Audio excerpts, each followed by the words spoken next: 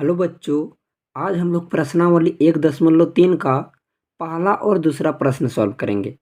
तो चलिए प्रश्न की ओर आते हैं। ठीक है, तो पहला क्या बोल रहा है, सिद्ध कीजिए कि रूट 5 एक अपरिमेय संख्या है। ठीक है, इसको सिद्ध करना है कि रूट 5 एक अपरिमेय संख्या है। तो दोस्तों आपको एक बात याद रखना है कि 1.3 से हमेशा एग्जाम में प्रश्न पूछे जाते हैं, तो आप ध्यान से समझ लीजिएगा, तभी आप 3 नंबर यहाँ से ला सकते हैं। ठीक है, तो चलिए हल करते हैं।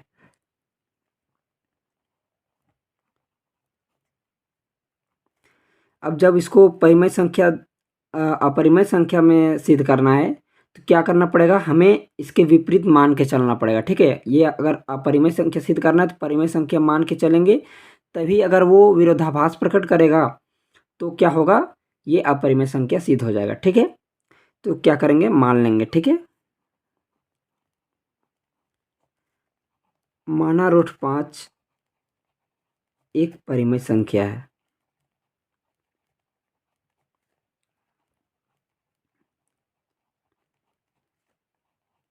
ठीक है, रूट 5 को मान लेंगे कि एक परिमेय संख्या है। अब जब इसको परिमेय संख्या मान लिए हैं, तो इसको क्या है कि पी बटा क्यू के रूप में लिखना भी तो पड़ेगा ना।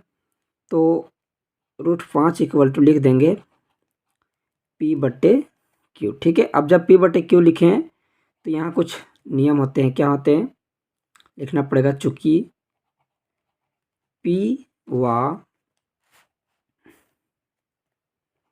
क्यू, ठीक है, दोनों पूर्णांक है। ठीक है, पी व क्यू दोनों पूर्णांक है तथा पी और क्यू, ठीक है, तथा पी और क्यू सह अभाज्य है। सह अभाज्य है। अब सह अभाज्य क्या होता है, इसका मतलब है कि जो HCF जो होगा, ठीक है, अर्थात कर देते हैं, चलिए, अर्थात HCF जो होगा किसका, P व Q का, ठीक है, वो किसके, एक के बराबर होना चाहिए, है कि नहीं। अगर P व Q का HCF अगर एक आ जाता है, ठीक है, तो क्या होगा, वो परिमेय संख्या सिद्ध हो जाएगा। अगर नहीं आता है एक, तो क्या हो जाएगा, वो अपरिमेय संख्या, ठीक है, अपरिमेय संख्या में सिद्ध हो जाएगा। तो क्या है कि अब दो भाग में इसको डिवाइड करते हैं। P इक्वल टू 5Q हो जाएगा। ठीक है, अब क्या करना पड़ेगा, दोनों तरफ वर्ग कर देते हैं। ठीक है,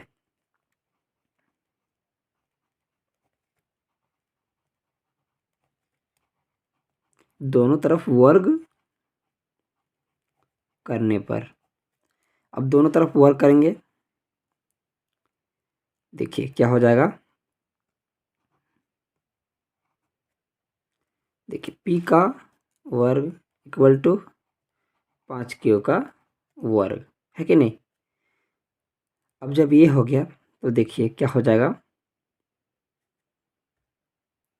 अब क्या करेंगे, ये जो P का जो वर्ग है, ठीक है कि नहीं, ओ सॉरी सॉरी सॉरी, इसमें जो रूट है, रूट नहीं डाल लेते, तो ये चीज़ ध्यान रखना है। अब इसका वर्ग जो डाल दिए, ठीक है,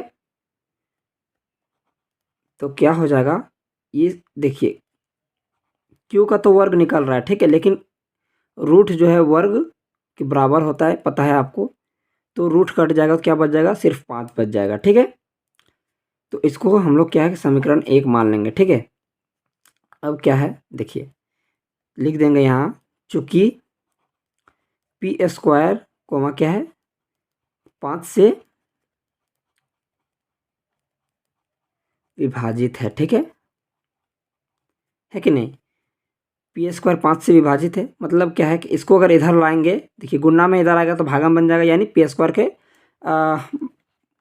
क्या है बोल रहे हैं कि वो भाग उसका डिबेट बन जाएगा, है कि नहीं।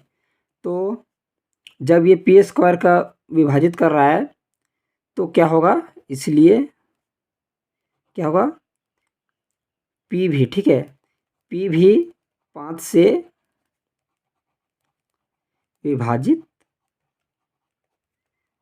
होगा। जब पी स्क्वायर को ये विभाजित कर रहा है 5, तो क्या होगा कि ये P को भी विभाजित कर देगा। ठीक है, अब जब ये P को विभाजित कर चुका है तो आगे बढ़ते हैं। ठीक है, अब क्या कर लेंगे, अब उस समय क्या था, यहाँ पर देखिएगा, उस समय इस रूप से हम लोगों ने वर्क किया था। ठीक है, इस टाइप से क्वेश्चन आया था, लेकिन अब क्या मान लेंगे यहाँ पर, क्या P इक्वल टू, चलिए 5m मान लेते हैं। आप कुछ भी मान सकते हैं यहाँ पर, लेकिन 5 अनिवार्य है। ठीक है, क्योंकि सभी में 5 का ही खेल है यहाँ पर। तो मान लिए, अब दोनों तरफ क्या करेंगे, वर्क कर देंगे।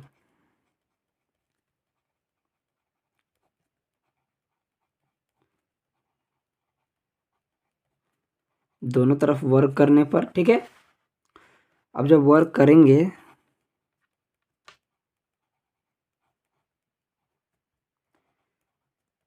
क्या हो जाएगा, 5 पच्चे 25 m का वर्ग। ठीक है, अब देखिए पी स्क्वायर आया। ठीक है, पी स्क्वायर का मान देखिए हम लोगों ने यहाँ निकाला था। देखिए समीकरण 1 में क्या है, 5q², इसको रख देंगे। ठीक है,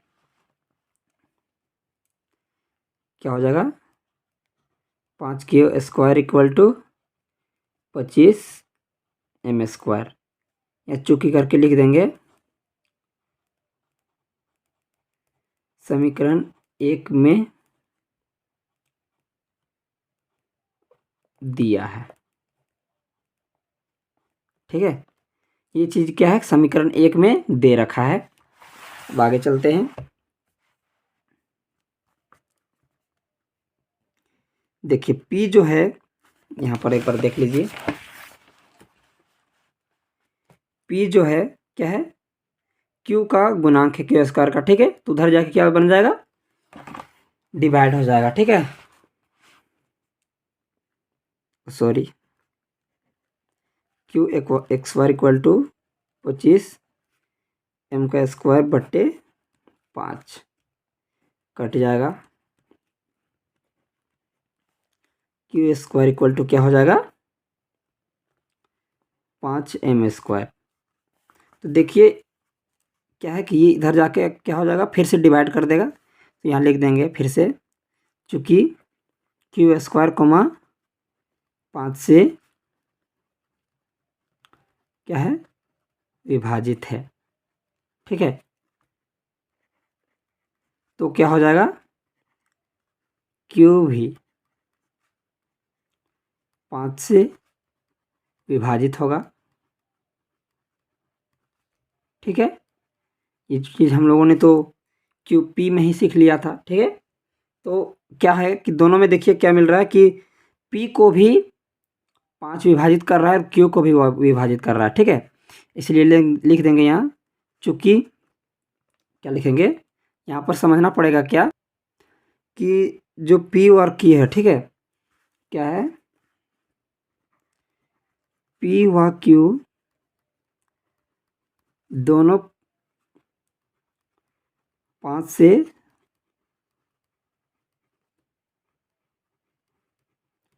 विभाजित है कि नहीं। अब जब दोनों 5 से विभाजित हैं तो क्या हो जाएगा, HCF P व Q इक्वल टू नॉट एक होगा। ठीक है, जब विभाजित हो गया, विभाजित नहीं होता तो क्या होता कि वो परिमेय संख्या बन जाता, लेकिन ये क्या हो गया कि 5 6 विभाजित कर रहा है, तो ये एक नहीं हो सकता है। ठीक है, तो यही लिख देंगे यहाँ,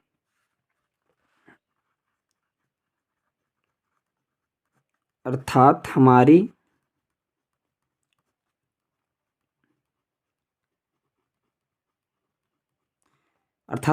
अवधारणा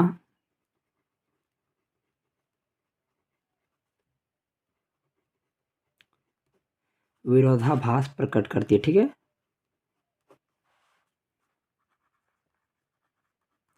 विरोधाभास प्रकट करती है, अतः √5 एक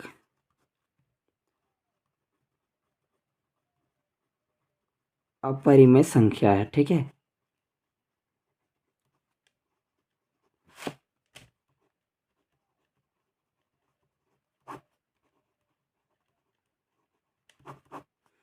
तो ये हमारा पहला सिद्ध हो गया।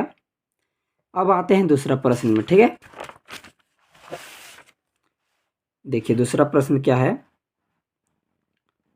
ठीक है, दूसरा प्रश्न है, सिद्ध कीजिए कि 3+2√5 एक अपरिमेय संख्या है कि नहीं।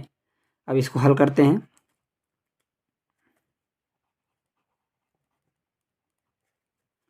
इसको भी पुनः मान लेंगे। ठीक है, माना 3+2√5 एक परिमेय संख्या है।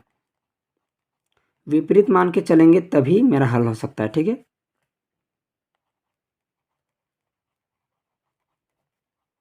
परिमेय संख्या है, जब इसको परिमेय संख्या मान लिए तो P/Q के रूप में लिखना भी जरूरी है। यहाँ लिख देते हैं क्या P व Q दोनों पूर्णांक है तथा P व Q क्या है,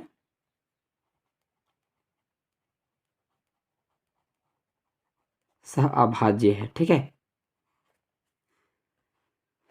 ये चीज समीकरण क्या बोलते हैं, समीकरण सॉरी प्रश्न 1 में ही सीख लिया था। ठीक है, तो जब इसको P/Q के रूप में कर दिए तो क्या है कि रूट वाला को एक साइड रखना पड़ेगा, बाकी को उधर पलट देते हैं।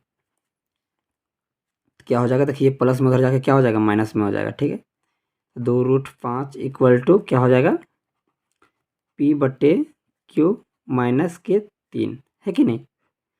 अब क्या करेंगे, देखिए इसके नीचे कुछ नहीं तो 1 रहेगा, भीम का घाटा बन जाएगा, P माइनस क्या हो जाएगा 3Q। अब जो ये देखिए ये 5 का गुणांक है 2। ठीक है, √5 का, तो उधर जाके क्या हो जाएगा, उधर जाके हो जाएगा भाग में चला जाएगा।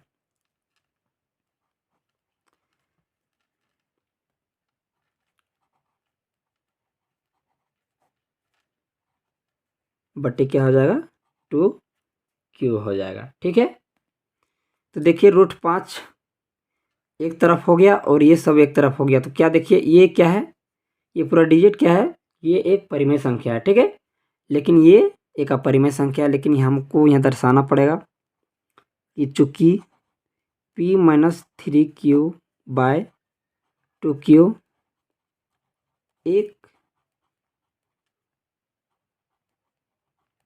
परिमेय संख्या है कि नहीं, एक परिमेय संख्या है, तो क्या हो जाएगा, तो √5 भी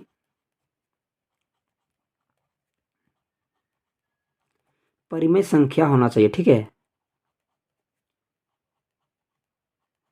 होना चाहिए। जब ये परिमेय संख्या है तो इसके बराबर है, तो ये भी परिमेय संख्या होना चाहिए। ठीक है, लेकिन क्या है, हम लोगों ने पिछला प्रश्न में सीखा है क्या,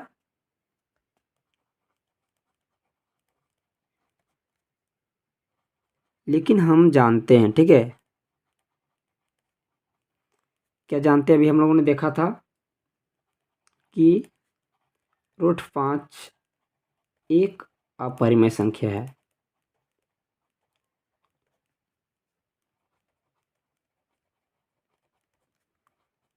कि नहीं, हम लोगों ने देखा था। अतः क्या हो जाएगा,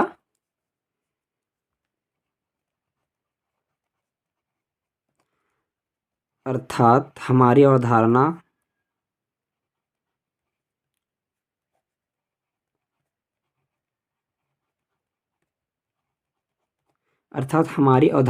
क्या करती है, विरोधाभास प्रकट करती है।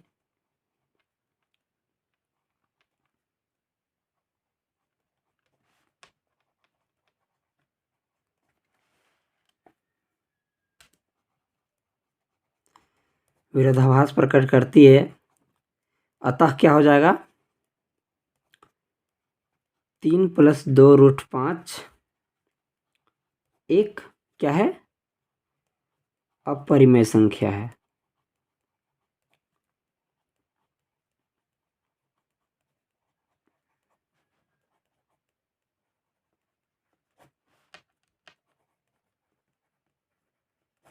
प्रूव हो गया। ठीक है, तो हम लोगों ने पहला दूसरा प्रश्न सॉल्व कर लिया और पिछली जो एक्सरसाइज 1 है और एक्सरसाइज 2 उसके प्रश्न सॉल्व किए गए हैं। डिस्क्रिप्शन में लिंक दिया रहेगा, वहाँ से आप जाके देख लीजिएगा।